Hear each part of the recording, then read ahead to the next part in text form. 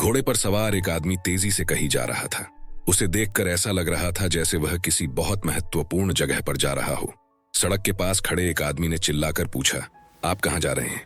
घोड़े पर सवार आदमी ने जवाब दिया, मुझे नहीं पता, घोड़े से पूछो। दोस्तों, इस कहानी की तरह ही 99% लोग अपनी आदतों के घोड़े पर सवार हैं।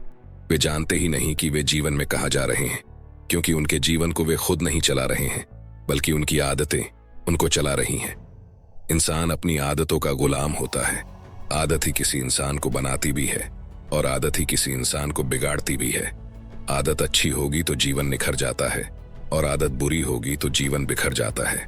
इसलिए दोस्तों, आज हम ऐसी 7 आदतें सीखेंगे जिन्हें विश्व के हर महान, दौलतमंद और सर्वश्रेष्ठ लोगों ने अपनाया है और अपने जीवन को सर्वश्रेष्ठ बनाया है। 7 habits of highly effective people इस बुक की मदद से। दोस्तों, 2025 स्टार्ट होने वाला है। आइए हम सब संकल्प ले कि 2025 को हम अपना सर्वश्रेष्ठ साल बनाएंगे और इन 7 हैबिट्स को अपने जीवन में इंप्लीमेंट करेंगे। सिर्फ वीडियो को अंत तक देखना और चैनल पर नए हैं तो सपने सच होते हैं। इस चैनल को सब्सक्राइब कर लेना। तो चलिए शुरू करते हैं। हैबिट नंबर 1, प्रोएक्टिव बने। प्रोएक्टिव का अगर हम वर्ड टू वर्ड मीनिंग देखें तो वह होता है पहल करना। लेकिन क्या यहाँ पर प्रोएक्टिव का मतलब सिर्फ पहल करना इतना ही सीमित है? बिल्कुल नहीं। यहाँ पर प्रोएक्टिव का मतलब है अपने जीवन की जिम्मेदारी को स्वीकार करना। मतलब आज आप जीवन में जो कुछ भी है वो सिर्फ और सिर्फ आपके खुद के वजह से ही है। कोई भी दूसरा इसके लिए जिम्मेदार नहीं है। लेखक बताते हैं कि इस दुनिया में 2 तरह के लोग होते हैं, एक रिएक्टिव और दूसरे प्रोएक्टिव। रिएक्टिव व्यक्ति अक्सर अपने माहौल के हिसाब से रंग बदलता है। अगर मौसम अच्छा है तो वह अच्छा महसूस करेगा, अगर मौसम अच्छा नहीं है तो वह अपना मूड खराब कर लेगा और उसके मूड का असर उसके काम पर होगा और वो मौसम को ही दोष देता रहेगा। लेकिन प्रोएक्टिव इंसान अपना मौसम अपने साथ लेकर चलता है। चाहे बारिश हो या धूप, सर्दी हो या गर्मी, इससे उन्हें कोई फर्क नहीं पड़ता। वे इस बात से प्रभावित नहीं होते कि मौसम उसके अनुकूल है या नहीं। रिएक्टिव व्यक्ति अपने सामाजिक परिवेश यानी सामाजिक मौसम से भी प्रभावित होते हैं। जब लोग उनके साथ अच्छा व्यवहार करते हैं तो वे अच्छा महसूस करते हैं। जब लोग अच्छा व्यवहार नहीं करते तो वे उदास हो जाते हैं। रिएक्टिव व्यक्ति दूसरों के व्यवहार से प्रभावित होकर जीवन बनाते हैं और दूसरे लोगों को खुद को नियंत्रित करने की अनुमति दे देते हैं। परंतु प्रोएक्टिव व्यक्ति अपने जीवन मूल्यों द्वारा संचालित होते हैं, जिन्हें उन्होंने सावधानी पूर्वक विचार करके चुना है और अपने जीवन में अपनाया है। रिएक्टिव और प्रोएक्टिव लोगों के बीच दिन और रात जितना अंतर होता है। कैसे? चलिए समझते हैं। रिएक्टिव लोगों की भाषा कुछ इस तरह की होती है, मैं इन परिस्थितियों में कुछ नहीं कर सकता। जबकि प्रोएक्टिव इंसान सेम परिस्थितियों में बोलता है कि इन परिस्थितियों में भी हम बहुत कुछ कर सकते हैं। आइए हम अपने विकल्पों के बारे में सोचते हैं। रिएक्टिव इंसान बोलेगा वह मुझे गुस्सा दिला देता है, जबकि प्रोएक्टिव इंसान बोलेगा मैं अपनी भावनाओं को नियंत्रित कर सकता हूँ। रिएक्टिव इंसान बोलेगा मैं नहीं कर सकता। प्रोएक्टिव इंसान बोलेगा कम से कम मैं कोशिश तो कर ही सकता हूँ। रिएक्टिव लोग अपनी स्थिति के लिए खुद को छोड़कर बाकी सबको दोष देते हैं, दूसरे लोगों को, परिस्थितियों को, यहाँ तक कि ग्रह नक्षत्रों को भी। तो पहली आदत से हम क्या सीख सकते हैं? जवाब है प्रोएक्टिव बने। मतलब आज आप जो कुछ भी हो वो आपके द्वारा लिए गए निर्णयों की वजह से ही हो और भविष्य में जो भी बनेंगे वो भी सिर्फ और सिर्फ आपके द्वारा लिए गए निर्णयों से ही बनेंगे। कोई भी दूसरा व्यक्ति इसके लिए ना तो जिम्मेदार था और ना ही होगा। इसलिए आज से ही अपने जीवन की जिम्मेदारी स्वीकार कर ले। विश्व के हर एक महान लीडर के अंदर आपको ये आदत मिलेगी ही मिलेगी। हैबिट नंबर 2, अंत को ध्यान में रखकर शुरू करें। कुछ मजदूर जंगल में औजार से टहनियां काटकर अपना रास्ता बना रहे थे। वे झाड़ झंखाड़ को काट छाट कर रास्ता बना रहे थे, इसे साफ कर रहे थे और काफी आगे तक पहुंच चुके थे। कुछ देर बाद लीडर आता है और सबसे ऊंचे वृक्ष पर चढ़ता है, पूरी स्थिति का सर्वेक्षण करता है और जोर से चिल्लाता है, हम गलत जंगल में हैं। मतलब अब तक की सारी मेहनत बर्बाद। हमारी दूसरी आदत इसी के बारे में है। तो अंत को ध्यान में रखकर शुरू करने का क्या अर्थ है? अंत को ध्यान में रखकर शुरू करने का मतलब है अपनी मंजिल को अच्छी तरह समझकर यात्रा शुरू करना। इसका अर्थ यह समझना है कि आप कहाँ जा रहे हैं, ताकि आप बेहतर ढंग से यह जान सकें कि आप वर्तमान में कहाँ हैं, ताकि आपके भविष्य के कदम हमेशा सही दिशा में हो। इसका मतलब है कि अपने जीवन का प्रमुख लक्ष्य तय करना और उस लक्ष्य को पाने के लिए जो रास्ता आपने चुना है उसकी समय समय पर जांच करते रहना कि आप अभी भी सही रास्ते पर हैं या नहीं। अगर आप रास्ता भटक जाएंगे तो मंजिल को तो भूल ही जाइए। ये बहुत आसानी से हो सकता है कि सफलता की सीढ़ी पर चढ़ने के लिए आप कड़ी मेहनत करते जाएं और अंत में आपको पता चले कि आपकी सीढ़ी गलत दीवार पर टिकी हुई थी। अंत को ध्यान में रखकर शुरू करें। इस सिद्धांत पर आधारित है कि सभी चीजें 2 बार बनती हैं, पहले दिमाग में और उसके बाद हकीकत में। फॉर एग्जाम्पल, जब आप कोई मकान बनाते हैं तो पहली कील को हथौड़े से ठोकने से पहले ही आप मकान की योजना पूरे विस्तार से बनाते हैं। आप बहुत स्पष्टता से यह देखने की कोशिश करते हैं कि आप किस तरह का घर चाहते हैं। अगर आप परिवार केंद्रित घर चाहते हैं तो आप एक बैठक रूम या हॉल की योजना बनाते हैं जहां परिवार के सब लोग सहजता से एक साथ उठ बैठ सकें। आप सरकने वाले दरवाजों तथा बाहर के आंगन की योजना बनाते हैं जहां बच्चे खेल सकें। आप काफी मेहनत से सोचते हैं। आप अपना दिमाग तब तक दौड़ाते हैं जब तक आप स्पष्ट रूप से अपने मन में यह तस्वीर न देख लें कि आप क्या बनाना चाहते हैं। फिर आप आर्किटेक्चर से इसका ब्लूप्रिंट बनाते हैं और तब जाकर कंस्ट्रक्शन शुरू करते हैं। यह सब मकान की नींव रखने से पहले किया जाता है। अगर ऐसा न हो तो मकान बनने के बाद बिल्डिंग में परिवर्तन करना आपको बहुत महंगा पड़ेगा, जिससे आपके घर की लागत दुगनी हो सकती है। कारपेंटर का नियम होता है, 2 बार नापो और 1 बार काटो। मतलब काटने से पहले इस बात को पक्का कर लो कि आपने सही मेजरमेंट लिया कि नहीं तो आपको पछताना पड़ सकता है। आपको यह सुनिश्चित करना होता है कि प्रथम रचना यानी ब्लूप्रिंट सचमुच वही है जो आप चाहते हैं और आपने हर चीज के बारे में अच्छी तरह विचार कर लिया है। इसके बाद ही आप मकान को ईंट और सीमेंट से बनाते हैं। हर दिन आप निर्माण स्थल पर जाते हैं और ब्लूप्रिंट निकाल कर देखते हैं कि उस दिन क्या बनेगा। आप अंत को ध्यान में रखकर शुरू करते हैं। किसी हिल स्टेशन की यात्रा पर जाने से पहले आप अपनी मंजिल तय करते हैं और सर्वोत्तम मार्ग से यात्रा करने की योजना बनाते हैं। बगीचा लगाने से पहले आप अपने मस्तिष्क में और संभवतः कागज पर भी इसकी योजना बनाते हैं। भाषण देने से पहले आप उसे कागज पर लिखते हैं। आंगन में लैंडस्केपिंग करने से पहले आप उसकी कल्पना करते हैं। सुई में धागा डालने से पहले ही आप उन कपड़ों की डिजाइन बनाते हैं जिन्हें आप सिलना चाहते हैं। इसलिए हमेशा अंत को ध्यान में रखकर ही शुरुआत करना अच्छा होता है। हर इंसान जो दुनिया में महान बना है उसने इस आदत को अपनाया है और अगली बारी आपकी है। एक बात हमेशा ध्यान में रखें, प्रभावकारिता सिर्फ इस बात पर निर्भर नहीं करती कि हम कितने ज्यादा प्रयास करते हैं, बल्कि इस बात पर निर्भर करती है कि हमारे प्रयास सही जंगल में हो रहे हैं या नहीं। हैबिट नंबर 3, पहली चीजें पहले रखें। पहली और दूसरी आदतें तीसरी आदत के लिए पूरी तरह अनिवार्य हैं। वे तीसरी आदत की कंपल्सरी शर्त हैं। लेखक बताते हैं कि मेरे प्रिय निबंधों में से एक है the common denominator of success means सफलता का सामान्य सूचक। निबंध लिखने वाले ने अपना पूरा जीवन उस एक तत्व को खोजने में लगा दिया जो सभी सफल लोगों में समान हो। उन्होंने पाया कि वह सूचक कड़ी मेहनत, अच्छी किस्मत या कुशल मानवीय संबंध नहीं था। हालांकि सफलता पाने में ये सभी महत्वपूर्ण थे। तो फिर वह तत्व क्या था जिसको उन्होंने सबसे ऊपर रखा था? वह तत्व था पहली चीजों को पहले स्थान पर रखना, मीन्स प्रायोरिटीज फिक्स करना।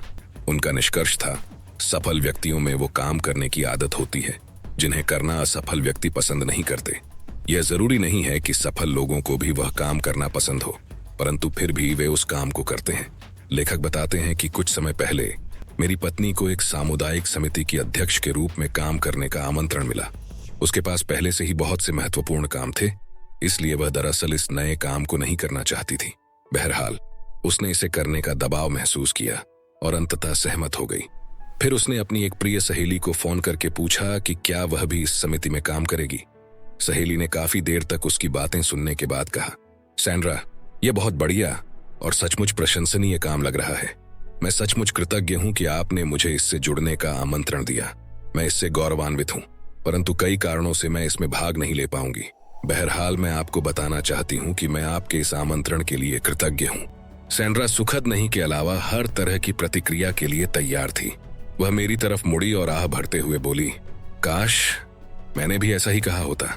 इस घटना से आप क्या सीख सकते हैं? आपको यह फैसला करना होगा कि आपकी सर्वोच्च प्राथमिकताएं क्या हैं।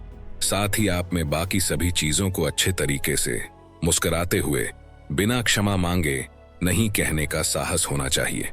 महत्वपूर्ण प्राथमिकताओं को हाँ कहने के लिए आपको बाकी गतिविधियों को ना कहना सीखना होगा। तो आपको करना क्या है? तो जवाब है, दिन के शुरुआत में ही एक लिस्ट बना ले जो आपको आज करने हैं। फिर उसके बाद देखे कि इसमें से सबसे अत्यावश्यक काम कौन सा है। अत्यावश्यक काम वे होते हैं जो इम्पोर्टेंट भी हैं और अर्जेंट भी। फिर आएंगे ऐसे काम जो इम्पोर्टेंट तो हैं लेकिन अर्जेंट नहीं है, उनको नंबर 2 पर रखें। इसी तरह से अपनी लिस्ट तैयार करें और सारे कामों को फटाफट निपटा डालें। फिर आते हैं ऐसे काम जो अत्यावश्यक भी नहीं है और इम्पोर्टेंट भी नहीं है, जैसे फोन की घंटी बजना। ऐसे कामों को ऑफिस आवर में करना अवॉइड करें। तो हैबिट नंबर 3 जो हमें याद रखनी है वो है अपने कामों को प्रायोरिटीज के आधार पर व्यवस्थित करें और उस पर अमल करें। हैबिट नंबर 4, विन विन सोचे। लेखक कहते हैं कि मानवीय व्यवहार के 6 पैराडाइम होते हैं। नंबर 1 जीत जीत, नंबर 2 जीत हार, नंबर 3 हार जीत, नंबर 4 हार हार, नंबर 5 जीत और नंबर 6 जीत जीत या कोई संबंध नहीं। अब हम कुछ पैराडाइम्स को डिटेल में समझते हैं। नंबर 1 जीत जीत। अधिकांश लोगों में दोनों के संदर्भ में सोचने की प्रवृत्ति होती है, शक्तिशाली या कमजोर, हार्ड बॉल या सॉफ्ट बॉल, जीत या हार। परंतु इस तरह की सोच बेसिक रूप से दोषपूर्ण है। यह सिद्धांत के बजाय शक्ति और पद पर आधारित है। जीत जीत सिद्धांत इस पैराडाइम पर आधारित है कि सभी के लिए बहुत है और एक व्यक्ति की सफलता का अर्थ दूसरे की असफलता नहीं है। सफलता दूसरों की कीमत पर या उन्हें सफलता के दायरे से बाहर रखकर प्राप्त नहीं की जाती। जीत जीत समाधान होने पर सभी पक्ष निर्णय के बारे में अच्छा महसूस करते हैं और कार्य के प्रति निष्ठावान होते हैं। जीत जीत जीवन को कंपटीशन के रूप में न देखकर कोलैबोरेशन के रूप में देखती है। नंबर 2 जीत हार। ये कहता है अगर मैं जीतता हूं तो आप हारते हैं। जीत हार तानाशाही की लीडरशिप शैली है। मैं जीत जाऊंगा, आप हार जाएंगे। ज्यादातर लोगों को जन्म से ही जीत हार की मानसिकता में गहराई से स्क्रिप्ट किया गया है। यह काम करने वाली पहली और सबसे महत्वपूर्ण शक्ति परिवार है। जब एक बच्चे की दूसरे से तुलना की जाती है, जब धैर्य, समझ या प्रेम इस तुलना के आधार पर दिया जाता है या छीन लिया जाता है, तो लोग जीत हार की सोच अपना लेते हैं। नंबर 3 हार जीत। कुछ लोगों की प्रोग्रामिंग हार जीत की होती है। मैं हार जाता हूं, आप जीत जाएं, आगे निकल जाइए, मेरे साथ मनचाहा सलूक कीजिए, मुझ पर पैर रखकर चढ़ जाइए। सब यही करते हैं। मैं हारने वाला हूं, मैं हमेशा हारता रहता हूं।